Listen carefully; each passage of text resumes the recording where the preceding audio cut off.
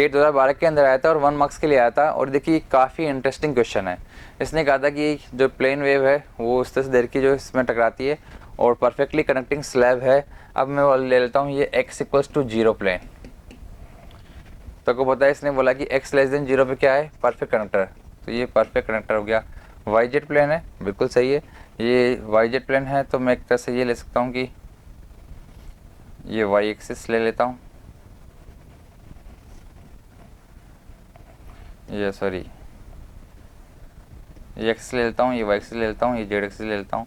तो जो x equal to 0 plane है वो वाई जेड प्लेन है, आप समझ रहे हैं। इधर पॉजिटिव x है, x पॉजिटिव है, इधर x नेगेटिव है। इस तरह की कहानी है। गुड।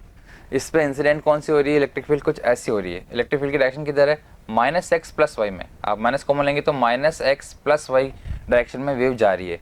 -x + y यानी कि कौन सा क्वाड्रेंट आपको नजर आ रहा होगा। जेड तो बाहर है, ठीक है। तो आप तो इस 2D के अंदर ही देखें, यहाँ पे क्या होता है कि -x + y वाला जो डायरेक्शन है वो ये है। वेव ऐसे इंसिडेंट हुई होगी ऊपर की तरफ, यानी कि सेकंड क्वाड्रेंट में आने के लिए -x + y यानी कि इस तरफ की डायरेक्शन होनी चाहिए। यानी पीछे से लेके आऊँ तो ये वेव यहाँ आएगी। ये तो परफेक्ट कनेक्टर है, यहाँ पे तो परफेक्ट कनेक्टर के अंदर तो जाएगी नहीं। और परफेक्ट कनेक्टर हमेशा एज ए परफेक्ट रिफ्लेक्टर काम करता है। तो परफेक्ट कंडक्टर हमेशा परफेक्ट रिफ्लेक्टर की तरह बिहेव कर रहा होगा। तो वेव टकरा के वापस चली जाएगी, जितना एंगल यहाँ से बना रही है उतना एंगल वहाँ बना देगी और एज इट इज़ निकल जाएगी। तो मैं ये बोलूँ कि अब की बार वेव के अंदर +x + y होना चाहिए। अब की जो वेव की डायरेक्शन होगी इसमें +x + y होगा, मैग्नीट्यूड में कहीं चेंज नहीं आएगा। जो 3x 4y का जो रेशियो है वो हमेशा मेंटेन रहना चाहिए। विच मीन्स आप ये कह सकते हैं कि यहाँ पर जो आपके रिफ्लेक्ट होने के बाद जो असर आएगा वो आएगा +x + y यानी कि -3x - 4y। डायरेक्शन किधर है, +x और +y के अंदर है। तो ये आपका रिफ्लेक्टेड वेव का डायरेक्शन होगी। और रही बात मैग्नीट्यूड की, तो आपको पता है कि सर हमें पता है यहाँ पे ER इक्वल्स टू क्या होता है, माइनस टाइम्स EI। क्यों, आप यूँ देखिए कि सर यहाँ पर ट्रांसमिट तो कुछ होगी नहीं इलेक्ट्रिक फील्ड, तो हम बोल सकते हैं कि ER + EI equals to ET होना चाहिए था। और ET क्या है, 0। तो ER रिफ्लेक्टेड वेव क्या होगी, माइनस टाइम्स EI। तो माइनस टाइम्स जो EI हो रही है आपकी, वो हम ये बोल सकते हैं यहाँ पर कि जितना भी आपका जो इंसिडेंट है इसको माइनस टाइम्स कर दीजिए।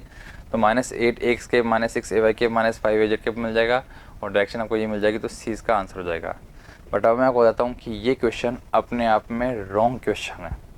ये क्वेश्चन अपने आप में रॉन्ग था, जबकि ये क्वेश्चन वहाँ पे दिया था, उसका आंसर लगभग मुझे ध्यान है सी ही दिया था। गेट 2012 क्वेश्चन है, IIT दिल्ली का है। और अच्छी बात ये कि मेरा एमटेक IIT दिल्ली से, इसलिए वहाँ पर जो मेरे एक सर है, मतलब सर नहीं, जिसके अंदर मैंने जो प्रोजेक्ट किया था वो नहीं है, बट ऑब्वियसली वो मेरे सीनियर है। वो वहाँ पे इवन अब तो असिस्टेंट प्रोफेसर पे काम भी कर रहे हैं।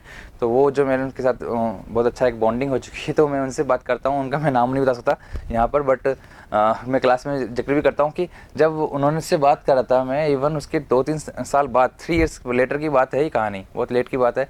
जब मैं बात कर रहा था तो उन्होंने कहा था कि यार उसमें क्वेश्चन में हमारी मिस्टेक हुई थी और वो मिस्टेक बहुत लेट रियलाइज हुई थी। मैंने कि कौन सा क्वेश्चन मिस्टेक है, इसमें तो सब कुछ सही है। इस वाले क्वेश्चन की जब बात चल रही थी तो ये तो सब कुछ सही है ना, इसके अंदर तो सब कुछ तो आ गया। उसने कहा नहीं, बड़े ध्यान से देखना, यहाँ पर एक गलती ये हुई है कि जो हम ये लगा रहे हैं ER इक्वल्स टू -EI, ये सिर्फ और सिर्फ टेंजेंशियल कंपोनेंट के ऊपर ही काम कर रहा होगा, नॉर्मल कंपोनेंट पे नहीं। अब उसका डेरिवेशन आप देख सकते हैं, क्योंकि जो आप ये बोलने वाले हैं कि जो टेंजेंशियल कंपोनेंट है उस जगह पे तो ये काम करता है यहाँ पे, पर नॉर्मल कंपोनेंट को हम ऐसे नहीं निकालने वाले कि जो आप ER + EI equal to ET कर देंगे इस टाइम पे। अब आपको पता है कि इस जगह पे यहाँ पर नॉर्मल कंपोनेंट भी शामिल है। तो अगर नॉर्मल कंपोनेंट भी शामिल है तो फिर यहाँ पर सारे के सारे साइन माइनस में नहीं होंगे, केवल y और z वाले साइन तो माइनस में होंगे। जो टेंजेंशियल कंपोनेंट है वो तो इसको ज़रूर फॉलो करेंगे, बट नॉर्मल कंपोनेंट फॉलो करेगा नहीं करेगा हमें नहीं पता। तो उसको कैसे चेक करेंगे, उसको चेक करने का एक तरीका ये भी है कि आपको पता है यहाँ पे गलती आपको कैसे समझ में आएगी। गलती समझ में आने का तरीका ये है कि वेव की डायरेक्शन किधर है, +x + y में। आप ये बोल सकते हो कि वेव की डायरेक्शन किधर है, एन केप की डायरेक्शन किधर है। वेव की डायरेक्शन को हम एन केप से लिखते हैं, तो वो डायरेक्शन है sir 3ax cap + 4ay cap upon 5। ये वेव की डायरेक्शन है, ठीक है, गुड। और ये इलेक्ट्रिक फील्ड की डायरेक्शन किधर है, तो सर ये सामने, इसका डॉट प्लॉट कर देना, आप डॉट प्लॉट करिए, इसका डॉट प्लॉट करिएगा। ऑब्वियसली आप डिवाइड करेंगे मैग्नीट्यूड से भी इसका, बट ठीक है, आप एक बार के लिए करके देखिए। क्या ये 0 आ रहा है, ये 0 आ ही नहीं सकता।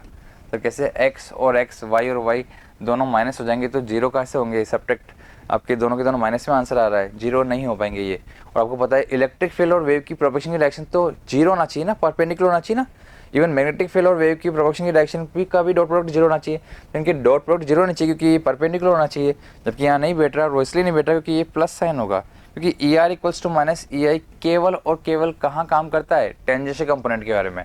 अब ऐसा क्यों? अगर आपको डिटेल में जाना है तो आप मुझे कमेंट जरूर कीजिए, आप मुझे मेल कर सकते हैं, जो मेरा मेल आईडी है keshav.sn11@gmail.com। यहाँ पे आप मेल कर सकते हैं मुझे, और आपको इसके बारे में जितनी चर्चाएं करनी होती है, किसी भी क्वेश्चन के बारे में चर्चा करनी होती है, आप मुझसे सीधा डायरेक्टली कॉन्टैक्ट करके चर्चा कर सकते हैं, उस पर मुझे मेल कर सकते हैं, तो मैं आपको उसका डिटेल में रिप्लाई कर सकता हूँ यहाँ पे।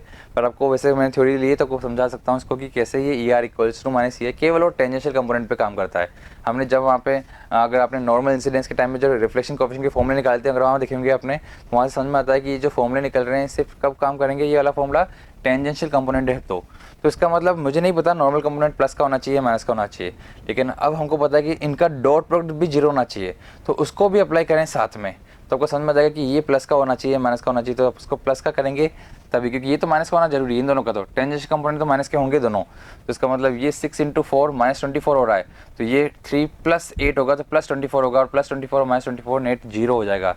तो डॉट प्रोडक्ट जो आप करेंगे यहाँ पर तब जाके जीरो होगा। तो ये जो इलेक्ट्रिक फील्ड की जो डायरेक्शन है वो यहाँ पे +8x के होना चाहिए। पर अब प्रॉब्लम वाली बात ये है कि इसमें कोई भी ऑप्शन ऐसा नहीं था जहाँ +8x -6ay -5z था। This is a true story.